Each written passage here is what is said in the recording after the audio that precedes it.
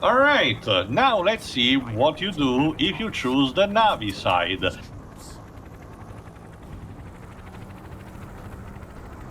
So, Choices, choices, choices.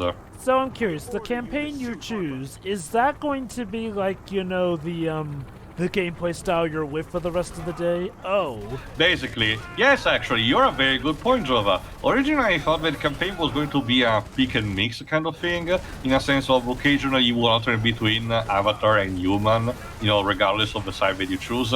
But no, if you choose the Navi, basically, the faction that you choose will have a story reason why you're stuck in that particular form. If you choose the Navi, you will be permanently stuck in your avatar form.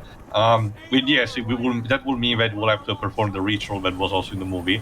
But if you stay with the humans, your avatar body will be destroyed and community will still be in human form for the rest of the game. Meaning that if you do the human campaign, you will be basically the entire point of which you're here, the avatar program, will be completely moot. I just thought. Can't remember if it was explained in the movie, but in this case, why don't the army just shoot his human body? well, Actually, they tried to do that, remember? yeah, they actually did try that in the movie. Yeah, anyway, there we go. Now that we're not integrated, but we're about to integrate Navi society, now we have a more proper attire and a set of weapons. The Navi excels more in close quarter combat, but they also have their own specific ranged weapon, bow and arrow, which is pretty cool, which is actually pretty effective. I love how because he doesn't have a pack with this outfit, he has to materialize the gun out of nowhere. Well, that's the same thing that you did also for a human with the guns, yes, Dweebs? But that's the thing, Jova. It's this weird anomaly where, in spite of being the most successful film of all time at the box office, who actually remembers the plot of this film? I mean, that's the thing. It's very basic at the end. That Dweebs. It's like Pedro said. It's basically Dance with the Wolves. Yeah. Space Dance with the Wolves. I'd argue the plot is as I like to call it. I'd argue the plot is not that hard to remember. It's just that the plot is very basic. Like, I kind of view Avatar as more like a glorified tech demo. Like, I feel like it's a lot more memorable for the world building. Not necessarily the world, but the world building. Like, seriously, if I recall correctly, they gave, like, literal entire books of how to translate into the language of this world here. Again, it's very much clear that James Cameron wanted to create an entire universe on its own with this, the language, the type of, the type of bio flora and fauna on Pandora. Basically making an equivalent to Lord of the Rings, basically, to create this mythology, this constructing this entire, brick by brick, which I do commend and everything. Don't worry about that. I mean, I don't mind. It's just that I do agree that it's not as interesting as he wants to actually put it. I don't think it's as boring as the most consensus is to this day, but it's not as the hypest thing ever that he keeps claiming. Like, okay, here's my take on James Cameron's Avatar. I am completely fine with the man doing this. Like, this is obviously his baby, his passion project. What I take issue with is the fact that he's let it consume him to the point where he barely registers anything else. Like, thank God he at least got Robert Rodriguez to take over his Aelita Battle Angel project for him, but no, otherwise the man has let it consume himself to the point where I wouldn't even be surprised if that's the reason he kind of just went okay to a lot of the incredibly dumb ideas of Terminator Dark Fate. Ugh. Like, let's not forget, this is the same man who decried Alien Free for doing stupid stuff like killing off the characters who we spent an entire movie trying to save. And then Terminator Dark you also have to remember, Jova, if you have followed any of the development of Alien 3, the movie was basically doomed from the start because any type of story concept that they had was going to be shit anyway. Anyway, basically David Fincher was just kind of hamstrung by it. Let me also tell this. Now you're supposed to talk with the local tribe leader of this particular community of Nami, Beidamon, but as the dialogue told, is not really welcoming of people who were human and decide to defect.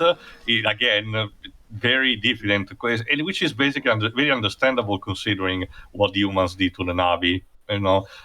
So we'll have to actually earn his trust. Fair But enough. this will basically start kind of like a rivalry between you and him, which will have its resolution. I will give him credit. It was wise of them to use a different tribe of Navi so that we wouldn't go into the movie thinking, Yeah, we will "Wait, not why are even these run. guys doing this again?"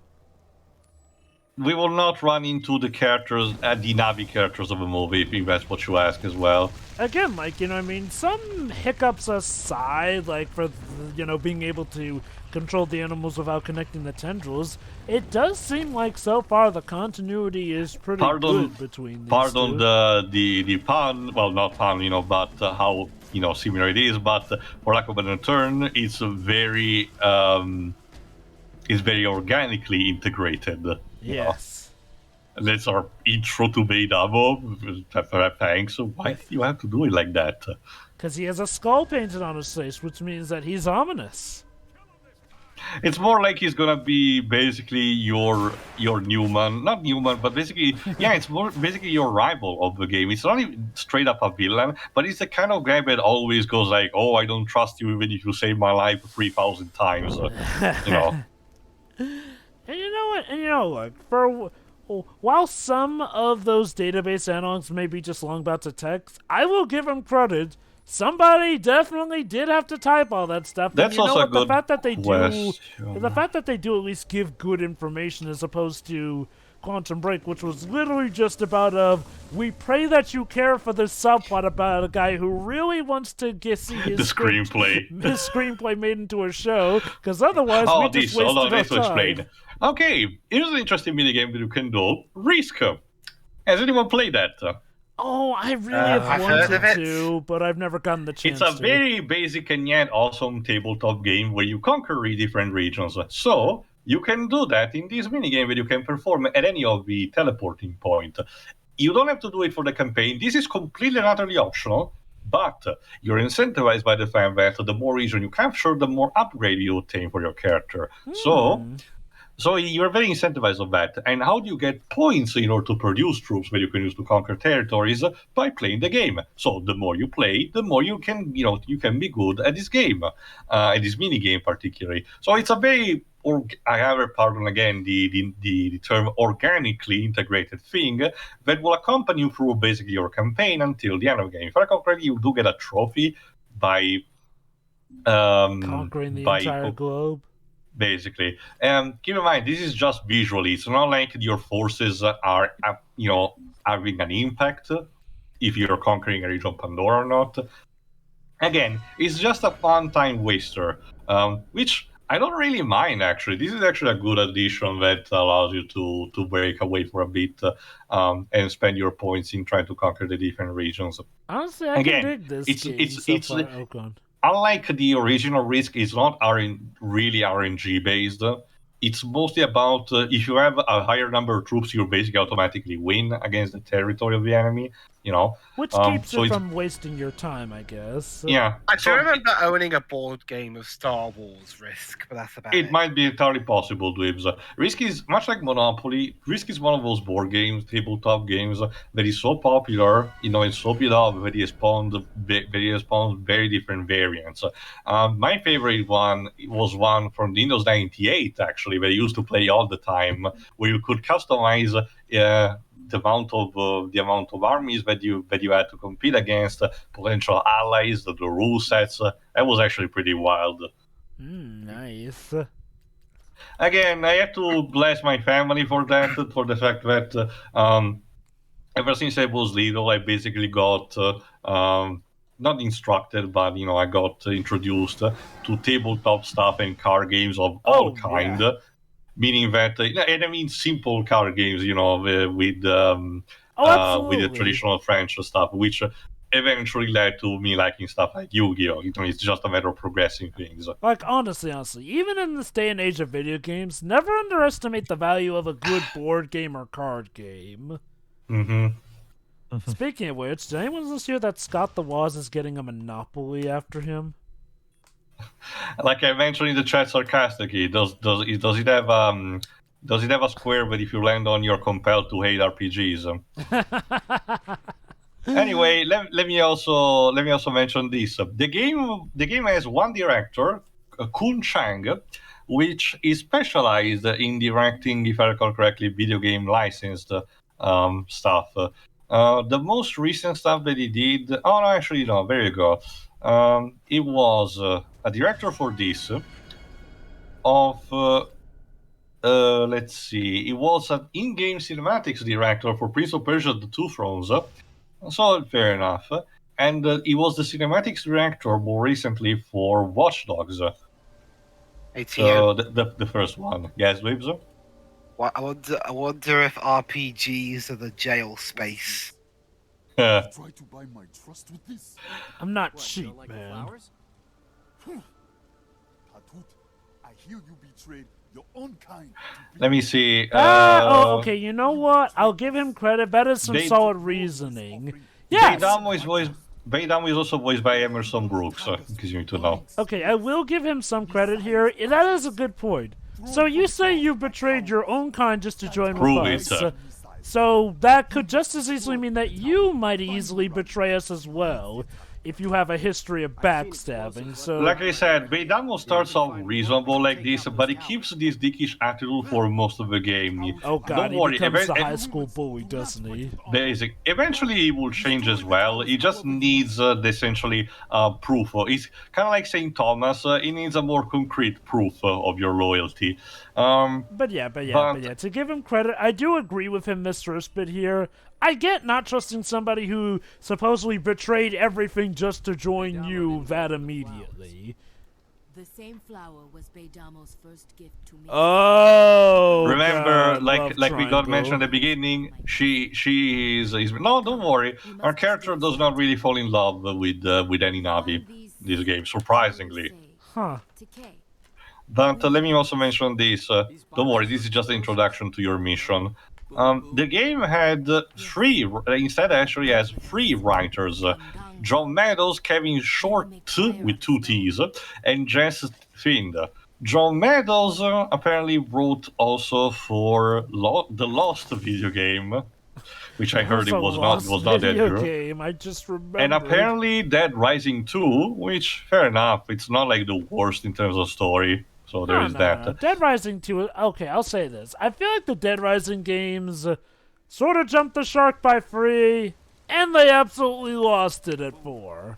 Kevin Short, with two T's, was a writer also for the Lost video game, Far Cry 2, and after this he wrote for the first Watch Dogs, Far Cry Primal, and Far Cry 5. So so it's still getting some work. While Justin, this is literally his only work. Oh, that's kind of a shame, I guess. I mean, to give this game credit, I don't think the writing is bad per se. It feels fine. It's very serviceable. After the writing so far feels basically just on par with the movie. Really. Yeah, I was about to mention it's basically on par with the movie. If you can enjoy it, good for you. But if the movie did bore you or you don't like it, well, why did you even buy this game then?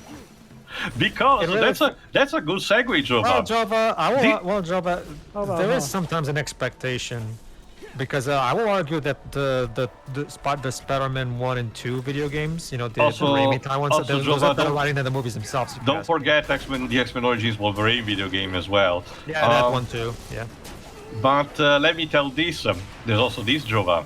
Yeah. Pretty much ever since it came out, this game has been basically on eternal sale. You can find it at... they don't really do that anymore because, time has changed, but... For all the time that any GameStop had a PS3 section of used games, you could always find a copy of this for like $6.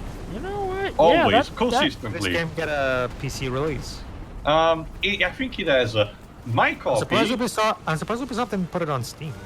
I'm pretty sure. I think it might be, even if the servers have been crushed down. Let me check. I'll check in the meantime. But here's the thing.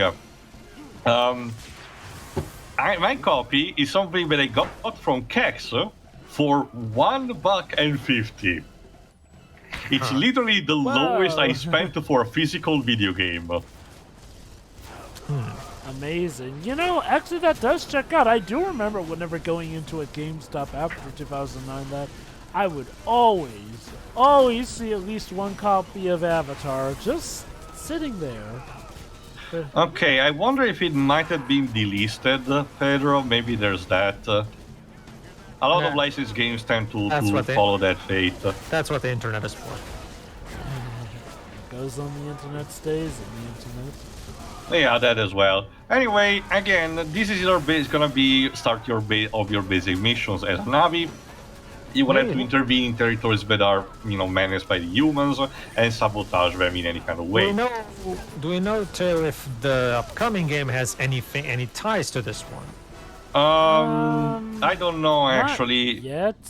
We just to be fair, we just saw the trailers and one like a small disclaimer by the Ubisoft CEO. Let me see if it's actually mentioned somewhere here. Players take control of the Navi and embark on a journey across the western frontier, never before region of Pandora, and must push back the forces of the RDA you seek threatening. No, for all we know, it might be a tie-in to the first movie as well. Use recover. Yeah, this, like I mentioned in the previous part, there you go. If you find yourself short enough, you can use the recover move and dose down one dose of medicine, again, the number under your health bar, to recover instantly and have another shot. Otherwise, you will have to track back to the last major save point where the game saved you. This is crucial because, as you can see, some enemies may not be very generous against you. So you need to watch out for the machine guns. I will say this. If they actually do look back on a game made for 2009, like, that'll be... okay, when's Avatar 2, the game, supposed to come out? Next year. Supposedly, yeah. God, Frontiers of Pandora. That will officially have been... Considering Ubisoft behavior, I wouldn't be surprised if it's delayed until 2023. It really is one of those cases where, like, so many years, and still, despite this supposedly being a 5-movie affair, we still have not even a single screenshot of movie 2 to show. It's like, well, they will have to give us one eventually, considering it's supposed to come out on Christmas next year. Because apparently Avatar's going to be intertwining with their Star Wars releases now. Okay, I was about to mention. No, it's more of a case of releasing intertwining. What I wouldn't mind if, being a production of James Cameron, this instead gets tied in with the Alien franchise instead. Well, I wouldn't mind. Of course, it might be a bit complicated, but it wouldn't surprise me if the RDA is from the same type of capitalistic, and very dumb Earth that produced the Weyland-Yutani Corporation. So would that make Sigourney Weaver's character related to Ripley then? Potentially, like if they're ancestors or something like that. Remember, apparently she's supposed to show up in the movie because one thing that we didn't understand from the first movie is that when she died, her spirit merged with the actual god entity that the Navi worship, meaning that she will talk, with at least have a voice role in the next movie. So Sigourney Weaver is going to be God in the next movie. Okay. Or at least your mission control, yeah. Okay, you know what? That might help make things work soon. Hey, to be honest, I like her as an actress, and everything, so good enough for me. At least she will probably improve the quality of a movie. That is like the stark opposite of what she was like with Alien 3, insistent that Ripley had to die. Whoa!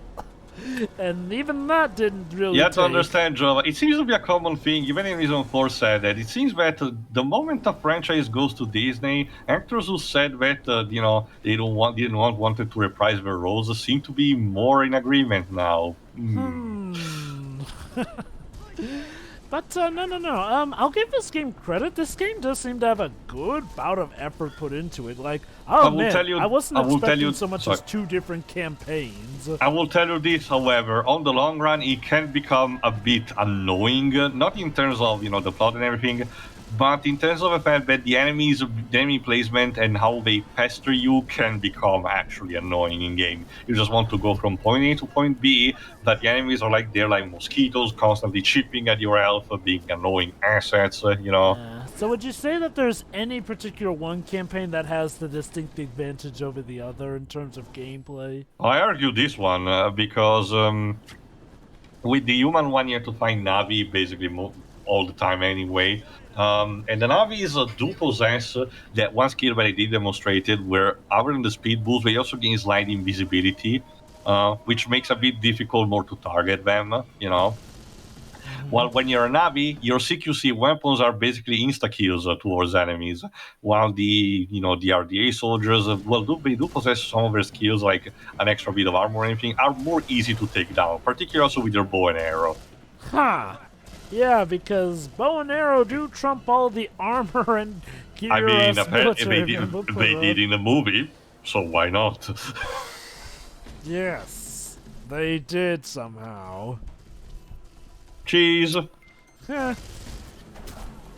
Oh, and by the way, in case you're wondering, no, the progress towards the Avatarpedia, you know, the encyclopedia that you're building up, do not stack with each campaign. So if you want to get the complete experience of all the data log entries, you have to play the game on both sides and record potentially the same entries multiple times.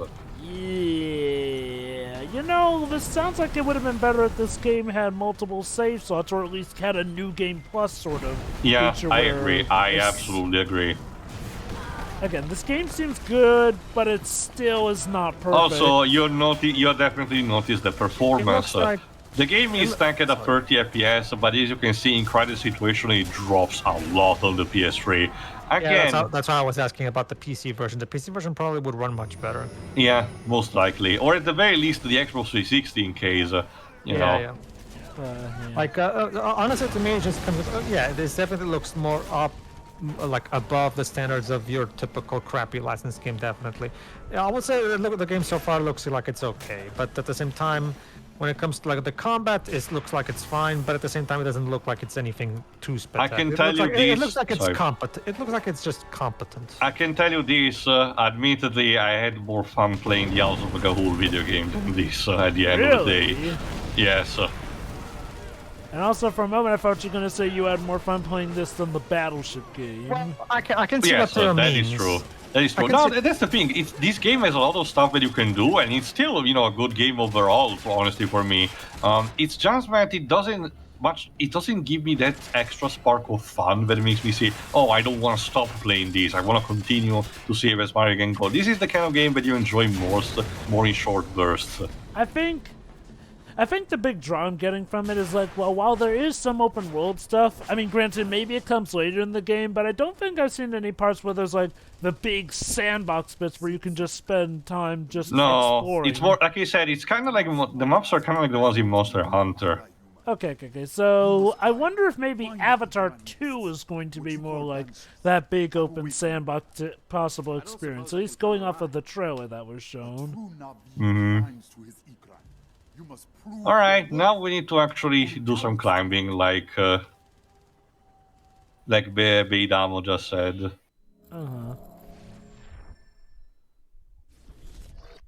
Boy, sure would suck if this guy is actually a very, very, very, very, very good sleeper agent who is instructed to kill his own men just to I can tell this, Joe, no, himself. the game never goes like in that direction. Yeah.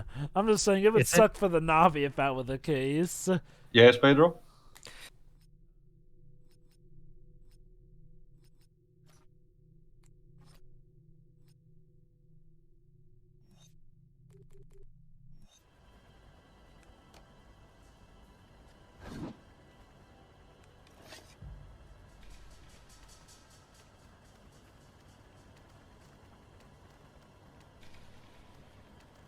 Most licensed games nowadays tend to be either mobile focused, or even when they're not, like, they tend to be like on the lower budget type of things. Like, for example, that new Bakugan game that WayForward is making, stuff like that. But the fact that Ubisoft is still willing to make a AAA budget licensed movie tie-in, it's kind of interesting. Like, I guess remember, somebody this one over was there successful really back likes... in the. this also one was successful back in the day. So you can tell, and considering how they busted their ass to make this one, again, it all makes things connected at the end of the day. Do you think maybe James Cameron approached them? Hey guys, potentially, also from Disney Corporation. My second movie is coming soon. This time, I swear. All right.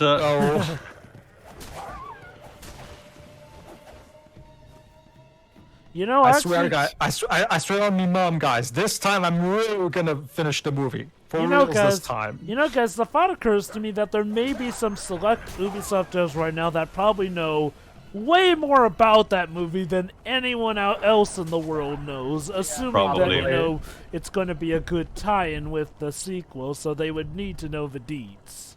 It really is one of the, like I've said before, the thing that James Cameron fails to understand, and Disney's high expectations also seem to think that they also misunderstand, is that Avatar was a case of the right movie at the right time. And like I said, it was about of James Cameron's okay, give him credit. It did have to do with the fact that he never slouches on the looks of a movie and the technology he will use, or like I said, in some cases, actually patent and create. Like, honestly, the movie The Abyss probably made more money from the new technology he made for diving equipment than the actual movie itself, ironically enough. Anyway, yes, Pedro? That's just the thing. That is true. But at the same time, it really was one of those cases where that movie came out at a time that was very precise, where a lot of people went to see 3D movies because it was the new hot ticket at the time. It was a very trendy thing. Wasn't Not Avatar so much the movie anymore. Wasn't Avatar the movie that actually got 3D kind of back on the map for a bit? Yeah, the well, it technically started before Avatar came out, but Yeah, it was the first Avatar that major caused it to exam- have an explosion of popularity. Okay, definitely. the first major example that I remember seeing in theaters was My Bloody Valentine 3D, believe it or not. I guess there was but I don't also remember. Spy Kids 3D. I don't remember which one was the real major first movie that tried to push back the 3D back into the the fat zone. I remember Spy Kids 3D and Shark Boy and Lava Girl being prominent. I think those were done a bit after the craze started again. It also, but that's the thing, It look. was like 2003 for Spy Kids 3, if I recall correctly. Okay. I genuinely think that the new Avatar 2 probably we're still gonna make quite a bit of money. Don't get me wrong, but it's definitely not going to be on the level of the first movie because the filming landscape has changed tremendously since 2009. Again, in order to actually be that successful, James Cameron will really have to show like something new, groundbreaking, which I severely doubt is gonna be there. Like, The problem is that it really is one of those cases where, and we talked about this when we did our True Lies commentary, the James Cameron that made Terminator 2, let's face it, he doesn't exist anymore, clearly. I mean, again, it's like I say, I don't think he has bad intentions. He has good intentions. It's just that Avatar has unfortunately consumed pretty much his entire career focus, which, again, is really a shame because he has a lot of potential. I do feel like if he'd given a lot more backing to it, Alaya to Battle Angel could have turned out much better than it ended up. I mean, and it didn't even turn out bad. It was just, well, Robert Rodriguez was trying his best with what he had to work with, and well. Let me put it. Well, when it comes to that movie, I'll just put it this way: as a movie on its own, it's okay. But after getting familiarized with the source material after the fact, yeah, let's just say I don't particularly care for how that movie adapts the material. But again, I'm not here to talk about that movie. The point is, I will grant you the good intentions regarding Avatar, Jova. However, when it comes to Dark Fate, I can only see bad intentions, to be honest with you. Like I said, I partially blame his obsession with Avatar as to why he really did not make good contributions for Dark Fate and just let a lot of Tim Miller's dumbass ideas go through. Because, I mean, I feel like it's just like, Well, that's the thing, Jova. Remember, like, he's credited as one. There we go, found it. We found apparently the... Yeah, that's our game over, by the way. This is our actual... sorry, my bad. I forgot that I had one more revival. But I found that the first movie we're trying to resurgence the craze of 3D in 2003. And would you know, it's another James Cameron movie, Ghost of the Abyss. Oh, I remember that movie. That's basically his documentary on the Titanic. But you're right on the money, Jova. Spy Kids 3D was the next one after this. Oh yeah, like I definitely remember the Spy Kids 3D craze. The commercials were everywhere about how the graphics would pop out and grab you.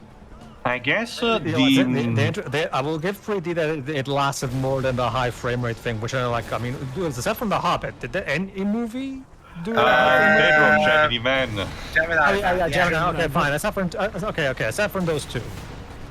Not that I know at the very least. Oh, Gemini Man. You people may have hated you, but I will always love you for your Honestly, hokey I've seen the movie myself, Jova. It's aside from the hokey dialogue in German, so it's just a boring movie at the end of the day. They have an interesting concept of an actor, basically a character fighting a younger versions of themselves, basically. But overall, it's just boring. I honestly found it entertainingly bad, but I won't blame you for getting bored by it either. It's entertaining, Jova, but for the wrong reason, because the performance is... definitely. That's what If I have to judge the movie for what it's supposed to be, I'm sorry. It's a premise, it lacks a spine. Oh, absolutely. Like, don't get me wrong, Gemini Man is a terrible movie. I'm just saying that we ended up having fun with it because of just how hokey the dialogue was. Like, wait, it's Pedro. Yeah. You think we'll find some Turks in Turkey? Oh. No, it really is one of those. Again, it's kind of like it's exactly it. It's for the same reason that I love The Happening, despite being a terrible movie, because that movie has so much unintentional hilarity in that movie. No, I understand that. And you know what? I will give the actors credit. Sorry. I'll give the actors credit of Gemini Man. They said all of those lines with a goddamn straight face. Yeah, even if Will Smith looks like basically in its after period. Oh, there you go. There's the Banshee. Me and the Dwibs have a lot of fun imitating Mark Wahlberg in The Happening because it's just all right.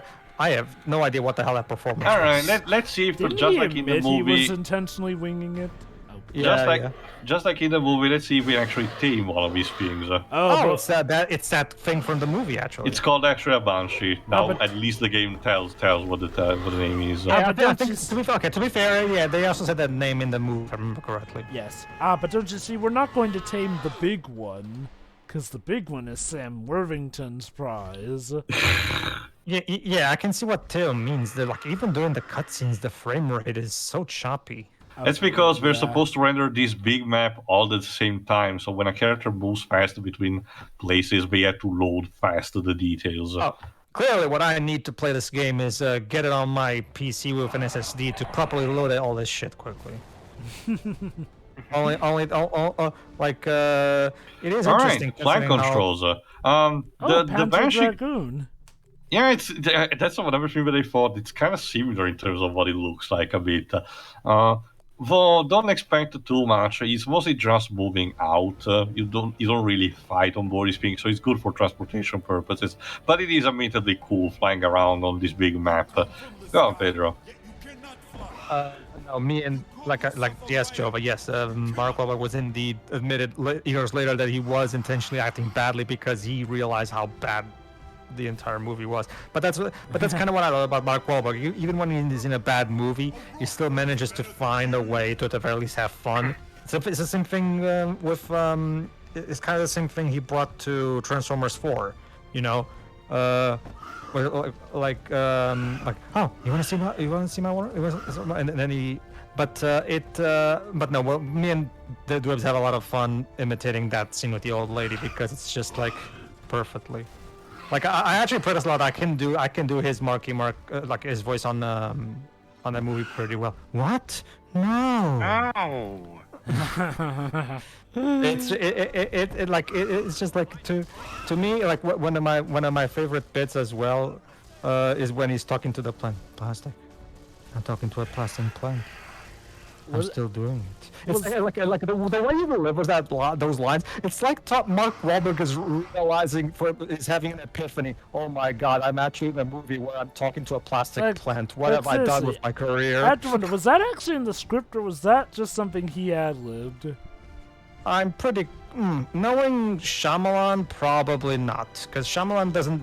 From what I can tell, Shyamalan probably doesn't allow his actors to improvise all that much. So Shyamalan wrote dialogue that could easily be used to make fun. And yes, okay, obvious jokes aside, he literally made dialogue that literally sounds like the characters questioning the plot, and didn't realize how easy that would make his movie. If I remember to be correctly, made it's fun not the first time he said he did that. I mean, even Science Remember has that lampshady moment where Mel Gibson is like, they seem to have trouble with pantry doors. Jova, understand, I remembered. Like, where she's watching the guy from the zoo intentionally getting himself near the tigers so that the tigers can just, tear him apart and everything. And the woman watching it through the phone. And The terrorists do this? What? No. What? My God, what kind of terrorists are these? What? They're not terrorists, they're animals, you dumb bitch. Yeah. Life? Your Igran is skilled. His friends will laugh at him for bonding with such a fool. Your people build machines high in the rocks. They say machines are to study Pandora. Now, machines spy on us, bring fire from the sky. We must destroy them. Are you crazy? It'll be a turkey shoot. And we're the turkeys. I have no time. Turkey shoot. Oh, speaking of turkeys. Come. We attack. Yeah, to remember, Ryder, the Pandorian, the Navi do not understand, stuff like, war plays. Drax would love them. Basically. Well, I will say this: the XP you're given is definitely allows you to Generous, progress. Generous and allows you to, I guess a to lot be of fair, Halo a lot. Here's a topical joke. At the time that we're posting this, Halo fans right now wish they had this. Ooh. Actually, I think I don't remember, but I didn't even try the multiplayer of this game. Topical joke there. Let's just say there's some problems with Halo Infinite. That's all I'll say. Go on. Sure. Anyway, again, this was just a tutorial for flying. Flying was gonna be a bit of a bitch because finding a good landing zone for your Banshee is not gonna be easy. There are only specific spots where you can actually land, and the game doesn't mark them properly. So even if you want to try some free riding on your own, you're gonna have a bit of a trouble. Anyway, tune in for part 4, where we try to free another zone and hopefully understand more what our purpose in Pandora is as a Navi. See ya. See ya. So yeah.